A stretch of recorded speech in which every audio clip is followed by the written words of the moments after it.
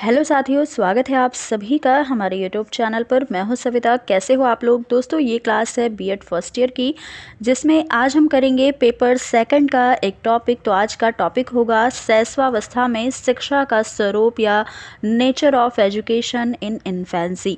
तो ये आज का टॉपिक रहने वाला है। आप सभी लोग वीडियो में अंत तक बने रहिएगा, इसे बहुत ही डिटेल से कवर किया जाएगा। और वीडियो पसंद आए लास्ट में तो वीडियो को लाइक शेयर भी कीजिएगा। चैनल पर नए हो तो चैनल को सब्सक्राइब भी कर लीजिएगा। तो चलिए स्टार्ट करते हैं आज की ये क्लास। देखेंगे कि शिक्षा का क्या स्वरूप है शैशवावस्था में या इन्फेंसी की एज में। शिक्षा की दृष्टि से मानव जीवन में या बालक के जीवन में शैशव काल का एक बहुत बड़ा महत्व है। आप यहाँ पर मानव जीवन में ही मानकर चलिएगा। तो मनुष्य के जीवन में शैशव काल जो होता है, इन्फेंसी की एज का बहुत बड़ा महत्व होता है। वैलेंटाइन मनोवैज्ञानिक हैं कि इन्होंने क्या कहा, शैशवावस्था को सीखने का आदर्श काल या आइडियल पीरियड ऑफ लर्निंग कहा है। तो इस प्रकार के प्रश्न आपके आगे की परीक्षाओं में मिल सकते हैं, जैसे यूपी टेट, सुपर टेट के एग्ज़ाम में इस तरीके के प्रश्न पूछे जाते हैं। आपसे पूछेगा कि वैलेंटाइन ने सीखने का आदर्श काल किसे कहा है, तो आंसर आपको देना है शैशवावस्था को कहा है। या फिर ऐसे भी पूछ सकता है कि शैशवावस्था को सीखने का आदर्श काल किसने कहा है, तो वैलेंटाइन ने कहा है। तो यहाँ से ये चीज़ें आपको अभी से ध्यान में रखकर चलना है। आगे देखिएगा, वॉटसन ने अपने विचार दिए हैं शैशवावस्था के बारे में कि शैशवावस्था में सीखने की सीमा और तीव्रता विकास की ओर किसी अवस्था की तुलना में बहुत अधिक होती है, क्योंकि जो बच्चा होता है शैशव काल का, वो बहुत ही तेज़ी से चीज़ों को सीखता है। आगे देखिएगा, अब हम जानेंगे कि जो परिवार के लोग हैं और माता पिता, साथ में अध्यापक को बच्चे के बारे में, उसकी शिक्षा को लेकर के क्या क्या चीज़ें ध्यान देनी है, इन सभी बातों को। तो सबसे पहला जो पॉइंट है स्नेहपूर्ण व्यवहार का। शैशवावस्था में बालक दूसरों पर निर्भर रहता है, चाहे खाना के लिए हो, पानी के लिए हो, हर एक चीज़ के लिए बालक अपने माता पिता पर निर्भर रहता है या फिर परिवार के अन्य लोगों पर वह डिपेंड रहता है। दूसरों के स्नेह का भूखा रहता है, उसे दूसरों से प्रेम चाहिए, स्नेह चाहिए। अतः माता पिता या अध्यापकों को बच्चे को मारना या डांटना नहीं चाहिए, तथा ना उन्हें भय दिखाना चाहिए और ना ही उन पर क्रोध करना चाहिए या गुस्सा होना चाहिए। बालक के प्रति प्रेम, दया, सहानुभूति और शिष्टता का व्यवहार रखना चाहिए। इससे ये होगा कि बच्चे में सीखने के लिए रुचि उत्पन्न होगी और उसे उचित दिशा में विकास भी उसका होगा। तो इसलिए एक अभिभावक को और माता पिता को बच्चे के ऊपर कभी क्रोध नहीं करना चाहिए, गुस्सा नहीं करना चाहिए छोटी छोटी चीज़ों के लिए, और उसके प्रति हमेशा प्रेम का भाव रखना चाहिए, सहानुभूति का भाव रखना चाहिए, कभी उन्हें डराना भी नहीं चाहिए। तो ये सारी चीज़ें आपको ध्यान रखनी है। अगला पॉइंट है जिज्ञासा की संतुष्टि करना। तो शिशु जो होता है, शैशवावस्था का बच्चा, शीघ्र ही अपनी आसपास की वस्तुओं में के संबंध में अपनी जिज्ञासा व्यक्त करने लगता है। क्रो का एक विचार है, यहाँ पर आपको अच्छे से समझ में आएगा कि जो शैशवावस्था के बालक हैं, उनके विषय में अनेक प्रकार के प्रश्न पूछकर अपनी जिज्ञासा को वे शांत करना चाहते हैं। आप देखते होंगे बच्चे को कि कोई भी आसपास की चीज़ वो अगर देखेगा जो उसे नहीं पता है, तो तुरंत आपसे प्रश्न करेगा कि हाँ ये मम्मा ये क्या है, अपनी माता जी से प्रश्न करेगा, या कोई भी उसके सामने होगा तो वो उससे प्रश्न करेगा। तो इस प्रकार से वह तुरंत ही प्रश्न पूछकर अपनी जिज्ञासा को शांत करना चाहता है, और उसके माता पिता और अध्यापक को उसकी जिज्ञासा को संतुष्ट करने का प्रयास करना चाहिए। अगर बालक आपसे कोई प्रश्न पूछ रहा है, तब आपका ये कर्तव्य बनता है कि आप उसे बताएं कि हाँ वो जो चीज़ पूछ रहा है वह क्या है। बस आप उसे डांट कर तुरंत चुप ना करा दें। तो इसलिए उसकी जिज्ञासा को संतुष्ट करिए। कोई भी प्रश्न पूछे आप उसे समझाइए, बताइए। तो ये चीज़ आपको ध्यान देनी है। अगला देखिएगा, वास्तविकता का ज्ञान। शिशु जो है वो काल्पनिक जगत को ही वास्तविक संसार समझता है। वो जो चीज़ जिस चीज़ की वो कल्पना करेगा तो उसे लगता है कि हाँ वो सत्य है, वही सही है। अतः उसे ऐसे विषयों का ज्ञान दिया जाना चाहिए जो उसे वास्तविकता का ज्ञान कराए कि हाँ रियल क्या चीज़ है। मोंटेसरी पद्धति में जैसे परियों की कहानी को इसलिए स्थान दिया गया है क्योंकि ये वास्तविकता से परे है, जिससे बच्चों को ये पता चले कि भाई परी रियल में नहीं होती है। तो इसलिए इसको स्थान दिया गया ऐसी कहानियों को। तो बच्चों को वास्तविकता का ज्ञान कराया जाना बहुत ही आवश्यक है।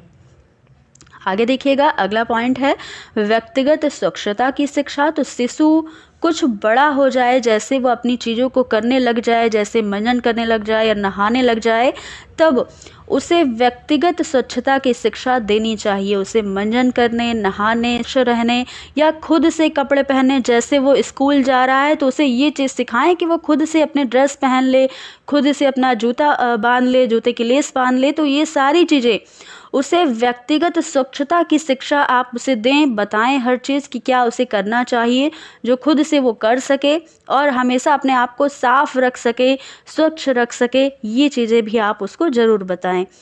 अगला पॉइंट है मूल प्रवृत्तियों को प्रोत्साहन देना। तो शिशु की मूल प्रवृत्तियों का दमन ना किया जाए। मूल प्रवृत्तियों को दबाने का बुरा प्रभाव बालक के शारीरिक और मानसिक विकास पर पड़ता है, तो इस पर भी आपको ध्यान देना है। अगला पॉइंट है पालन पोषण का। शिशु के शारीरिक विकास में पोषण का बहुत महत्व होता है और शिशु के आहार पर विशेष ध्यान देने की आवश्यकता होती है, क्योंकि अन्य सभी विकास जैसे बौद्धिक, सामाजिक और संवेगात्मक, इन सभी का आधार शारीरिक विकास ही होता है। अतः शिशु के पोषण में, उसके खाने पीने में सभी तत्वों का होना जरूरी है। पोषण के साथ साथ नींद लेना भी जरूरी है। बच्चा आराम से कई घंटे तक जितना उसे ज़रूरत है उतना वो सो सके। स्वच्छता की ज़रूरत है। वस्त्र तथा स्नेह, प्यार, इन सभी का अत्यधिक महत्व होता है। आगे देखिएगा आत्मनिर्भरता का विकास। तो आज आत्मनिर्भरता से शिशु का स्वयं सीखने, कार्य करने और विकास करने की प्रेरणा मिलती है। अतः उसको स्वतंत्रता प्रदान करने, आत्मनिर्भर बनने का अवसर जरूर दिया जाना चाहिए। आगे है सामाजिक भावना का विकास करने के लिए शिक्षा देना। तो शैशवावस्था में बच्चों में अन्य बालकों के साथ रहना, उनसे सहायता प्राप्त करना, उनकी सहायता करना, दूसरों के कष्ट के प्रति सहानुभूति प्रकट करना, ये सारी विशेषताएं परिलक्षित होती हैं। अतः भाषा विकास के साथ साथ सामाजिकता का विकास भी होने लगता है।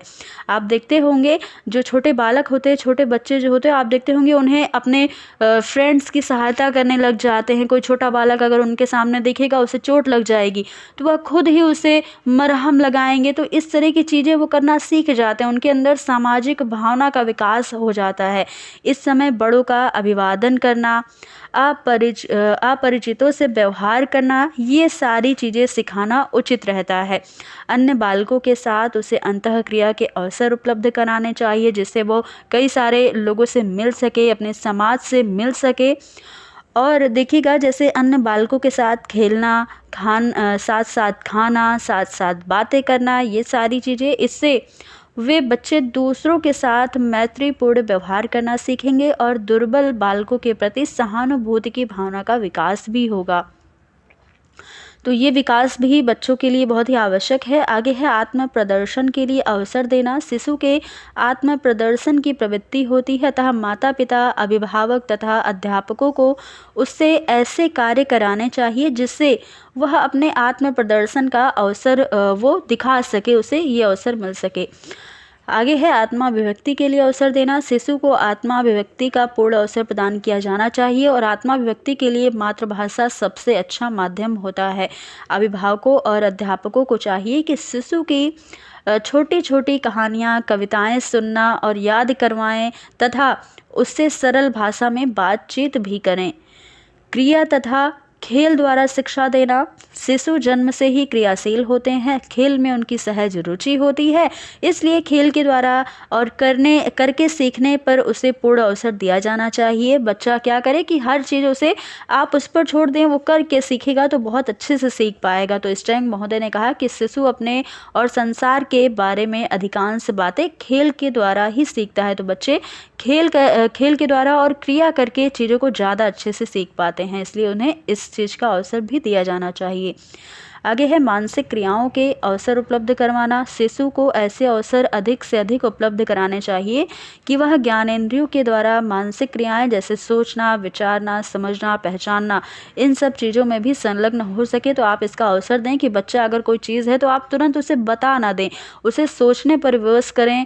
बच्चा कोई चीज़ है तो उसे सोच सके, समझ सके, खुद से पहचान सके चीज़ों को, तो इसलिए भी इसका अवसर आपको देना चाहिए। बर्ट महोदय के अनुसार कहा गया कि 3 वर्ष का बालक वस्तुओं पर ध्यान केंद्रित कर सकता है।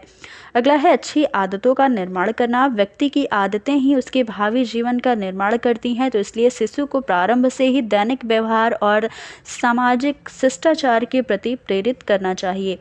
व्यक्तिगत विभिन्नता पर ध्यान देना। विकास का स्वरूप हमें बताता है कि शिशुओं में व्यक्तिगत विभिन्नताएं होती हैं। यहाँ तक कि एक ही माता पिता के 2 बच्चों में व्यक्तिगत विभिन्नताएं पाई जाती हैं, चाहे जुड़वा बच्चा ही क्यों ना हो, हर एक बालक अपने आप में अलग है। इसलिए शिक्षा देते समय उसकी व्यक्तिगत विभिन्नताओं को ध्यान में रखा जाना चाहिए। हर एक बच्चे को एक ही डंडे से नहीं हाँकना चाहिए, उसकी व्यक्तिगत विभिन्नता का ध्यान भी रखा गया। आगे है संवेगात्मक सुरक्षा। शिशु के विकास में सबसे महत्वपूर्ण तत्व स्नेह होता है, और जब उसे दूसरों से स्नेह मिलता है तब वह भी दूसरों को स्नेह देने का प्रयत्न करता है। अतः अभिभावकों और अध्यापकों को यह चाहिए कि वे शिशुओं को स्नेह देकर उनके साथ इस तरह का व्यवहार करें कि वे स्वयं दूसरों के प्रति स्नेह अनुभव करें। तो ये सारी चीज़ें आपको ध्यान रखनी है। एक अध्यापक और अभिभावकों के बारे में ये सारी चीज़ें कही गई हैं कि आप किस प्रकार का माहौल दें बच्चों को, कौन कौन सी चीज़ों का ध्यान रखें। तो दोस्तों ये था आज का हमारा टॉपिक। आपको कैसा लगा ज़रूर बताइएगा। अगर इसमें कोई भी डाउट होगा तो आप वो भी ज़रूर अपना पूछिएगा कमेंट बॉक्स के माध्यम से। फिर मिलते हैं अगली क्लास में कुछ नए टॉपिक के साथ। तब तक के लिए धन्यवाद।